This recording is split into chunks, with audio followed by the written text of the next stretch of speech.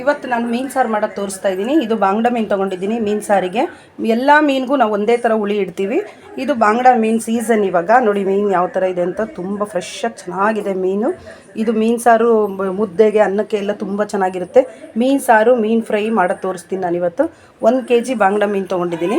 1 kg ಬಾಂಗ್ಡ ಮೀನಿಗೆ ಎಷ್ಟು ಮಸಾಲ ಏನೇನು ಇಡ್ತೀನಿ ಮಸಾಲ ಅನ್ನೋದು ನಾನು ತೋರಿಸ್ತೀನಿ. ನಮ್ಮನೆ ಮೀನು ಸಾರಂತೂ ಹೈಲೈಟಾಗಿರುತ್ತೆ, ತುಂಬ ಚೆನ್ನಾಗಿರುತ್ತೆ, ಟೇಸ್ಟಾಗಿರುತ್ತೆ. ಅದಕ್ಕೆ 1 ಒಪ್ಪು ಒಣ ಕೊಬ್ಬರಿ ತೊಗೊಂಡಿದ್ದೀನಿ. ಯಾವಾಗಲೂ ಮೀನು ಸಾರಿಗೆ ನಾವು ಒಣ ಕೊಬ್ಬರಿನೇ ಇಡೋದು. ಒಣ ಕೊಬ್ಬರಿ ತುಂಬ ಟೇಸ್ಟ್ ಆಗುತ್ತೆ. ಅರ್ಧ ಒಪ್ಪು ಒಣ ಕೊಬ್ಬರಿ ತೊಗೊಂಡಿದ್ದೀನಿ. ಚಕ್ಕೆ, ಲವಂಗ, 1-2 ಗಡ್ಡೆ ಬೆಳ್ಳುಳ್ಳಿ, 1 ಗಡ್ಡೆ ಈರುಳ್ಳಿ ತೊಗೊಂಡಿದ್ದೀನಿ. ಮತ್ತು ಇದಕ್ಕೆ ಸ್ವಲ್ಪ ಕೊತ್ತಂಬರಿ ಸೊಪ್ಪು, ಚಿಕ್ಕದು 4 ಟೊಮೆಟೊ ತೊಗೊಂಡಿದ್ದೀನಿ. ಟೊಮೆಟೊ ಜಾಸ್ತಿ ಹಾಕಬಾರ್ದು. ಮೀನು ಸಾರಿಗೆ ಯಾವಾಗಲೂ ಹುಣಸೆಹಣ್ಣು ಹುಳಿ ಹಾಕಬೇಕು. 1 ಬಟ್ಲು ಹುಣಸೆಹಣ್ಣು ಹುಳಿ ತೊಗೊಂಡಿದ್ದೀನಿ. ಹುಳಿ ಹಾಕೋದ್ರಿಂದ ಮೀನು ಸಾರು ತುಂಬ ಟೇಸ್ಟ್ ಆಗುತ್ತೆ. ಟೊಮೊಟೊ ಎಲ್ಲ ಹಾಕಲೇಬಾರ್ದು, ಆದರೂ ನಾನು 4 ಟೊಮೆಟೊ ಹಾಕ್ತೀನಿ, ಟೇಸ್ಟ್ ಚೆನ್ನಾಗಿರುತ್ತೆ ಅಂತ. ತುಂಬ ಚೆನ್ನಾಗಿರುತ್ತೆ ಈ ಥರ ಮಾಡಿಕೊಂಡ್ರೆ. 1 ಸ್ಪೂನು ಮೆಂತ್ಯಕಾಳು ತೊಗೊಂಡಿದ್ದೀನಿ. ಮೆಂತ್ಯಕಾಳು ಸ್ವಲ್ಪ ಹುರಿದಿಟ್ಕೊಂಡಿದ್ದೀನಿ. ಮೀನು ಸಾರಿಗೆ ಮೆಂತ್ಯಕಾಳು ಹಾಕೋದ್ರಿಂದ ತುಂಬ ಚೆನ್ನಾಗಿರುತ್ತೆ ಹುಳಿ. ಈ ಕೋಲ್ಡ್ ಗಿಲ್ಡೆಲ್ಲ ಆದಾಗ ಮೀನು ಸಾರು, 1 ಗ್ಲಾಸ್ ಮೀನು ಸಾರು ಕುಡಿದ್ರೆ ಕೋಲ್ಡ್ ಇಮ್ಮಿಡಿಯೇಟ್ ನಿಂತೋಗುತ್ತೆ.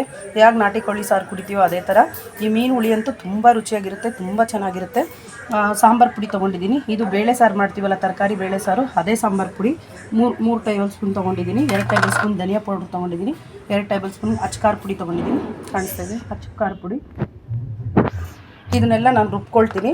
ಇದನ್ನೆಲ್ಲ ರುಬ್ಕೊಂಡಾದಮೇಲೆ ಎಣ್ಣೆ ಹಾಕ್ಬಿಟ್ಟು ಫ್ರೈ ಮಾಡ್ತೀನಿ. ಇದು ಒಗ್ಗರಣೆಗೆ ಅರ್ಧ ಗಡ್ಡೆ ಈರುಳ್ಳಿ ಸಣ್ಣದಾಗಿ ಕಟ್ ಮಾಡಿ ಇಟ್ಕೊಂಡಿದ್ದೀನಿ. ಕರಿಬೇವಿನ ಸೊಪ್ಪು ಇಟ್ಕೊಂಡಿದ್ದೀನಿ.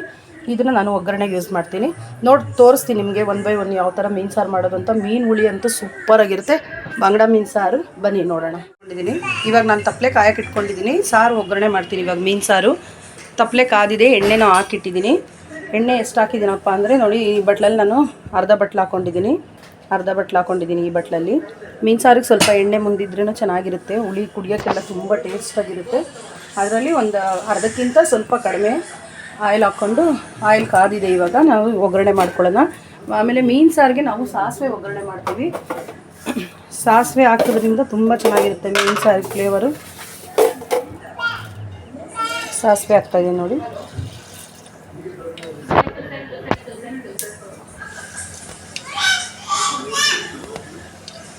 ಈಗ ಸಾಸಿವೆ ಸಿಡಿದ್ಮೇಲೆ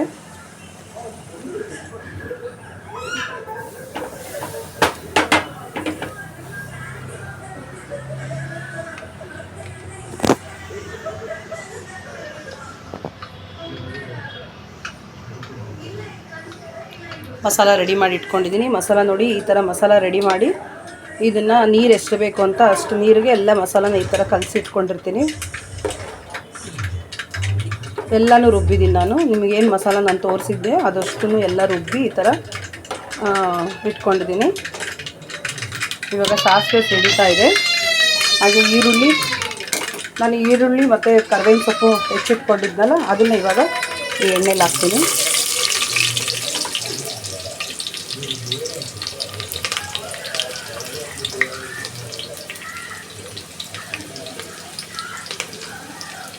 ಈರುಳ್ಳಿ ಹಾಕಿದ ನಂತರ ಮತ್ತೆ ಕರಿಬೇವಿನ ಸೊಪ್ಪು ಹಾಕ್ತಾಯಿದ್ದೀನಿ. ಕರಿಬೇವಿನ ಸೊಪ್ಪು ಚಟಕ್ಕೆ ಸಿಡಿತಾ ಇದೆ. ಇವಾಗ ನಾನು ಈ ಮಸಾಲನೆಲ್ಲ ಅದಕ್ಕೆ ಹಾಕ್ತೀನಿ.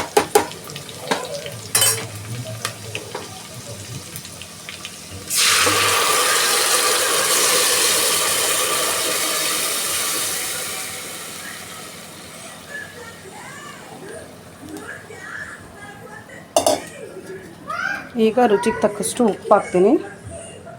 1 kg ಮೀನಿಗೆ ಎಷ್ಟು ಬೇಕಾಗುತ್ತೋ ಅಷ್ಟು ಉಪ್ಪು ಹಾಕಬೇಕು. ನೋಡಿ, ನಾನು ಇಷ್ಟು ಉಪ್ಪು ಹಾಕ್ತಾಯಿದ್ದೀನಿ. 1 kgಗೆ ಇದು ಸಾಕಾಗುತ್ತೆ. ಉಪ್ಪು ಹಾಕಿ ಇದನ್ನು ತಿರುಗಿಸ್ಬಿಟ್ಟು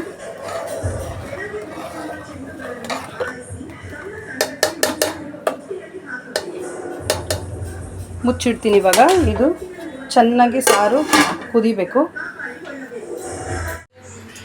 ಈ ಸಾರು ಮಸಾಲ ಏನು ಹಾಕಿ ನಾನು ತಟ್ಟೆ ಮುಚ್ಚಿಟ್ಟಿದ್ದೆ ಅದು 2 ಕುದಿ ಕುದ್ದಿತ್ತು. ಸಾರು 2 ಕುದಿ ಚೆನ್ನಾಗಿ ಕುದ್ದಾದಮೇಲೆ ನಾನು ಫಿಶ್ ಹಾಕಿದ್ದೀನಿ.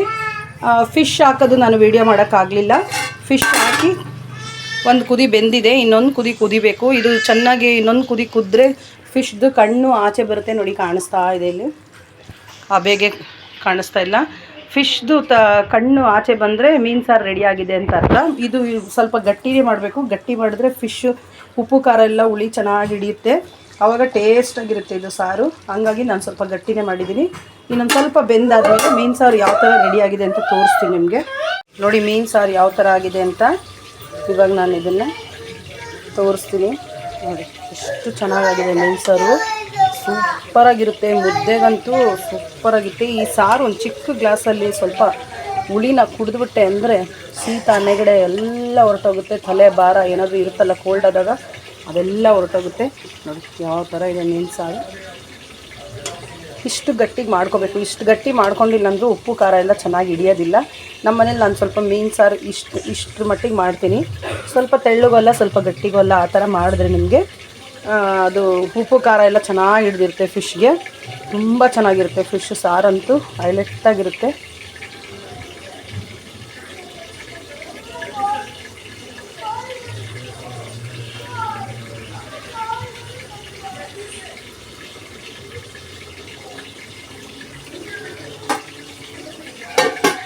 ನೋಡಿ ಈ ಥರ ಬರುತ್ತೆ ಮೀನು ಸಾರು.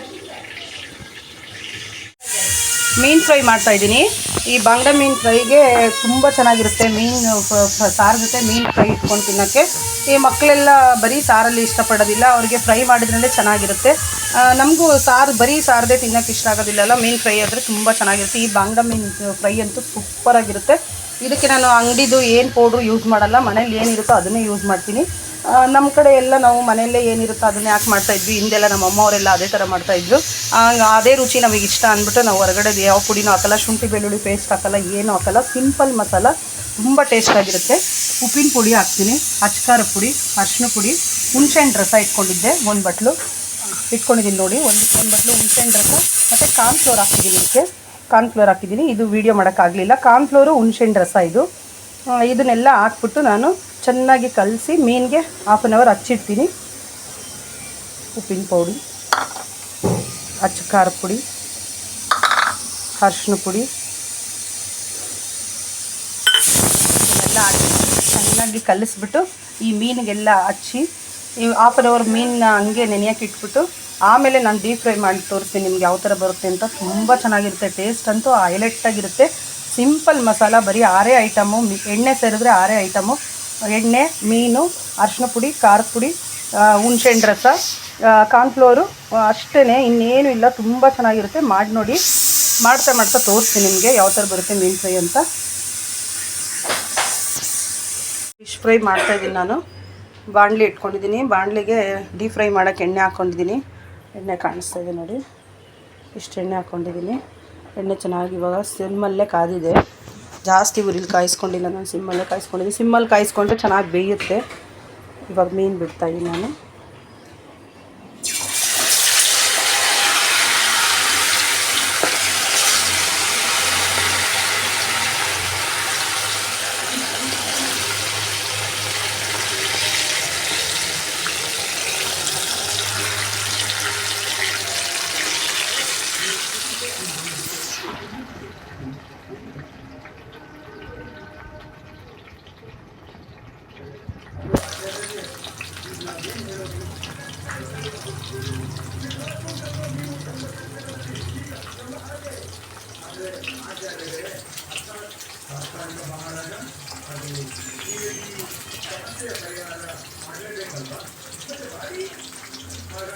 ಬಾಂಗ್ಡಾ ಮೀನು ಫ್ರೈ ಅಂತೂ ತುಂಬ ಚೆನ್ನಾಗಾಗುತ್ತೆ.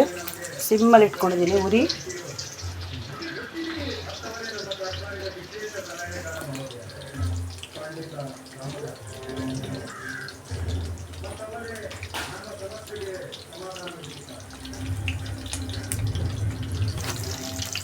ಫಿಶ್ ಸಾರು ರೆಡಿ ಆಗಿದೆ. ತೋರಿಸ್ತೀನಿ ಇವಾಗ ಯಾವ ಥರ ಬರುತ್ತೆ ಅಂತ. ಓಪನ್ ಮಾಡ್ತೀನಿ.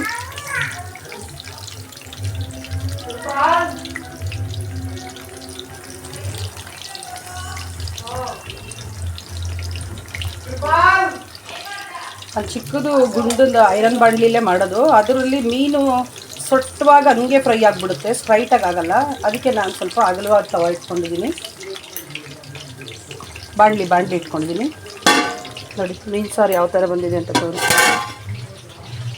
ಮೀನು ಸಾರು ರೆಡಿಯಾಗಿದೆ.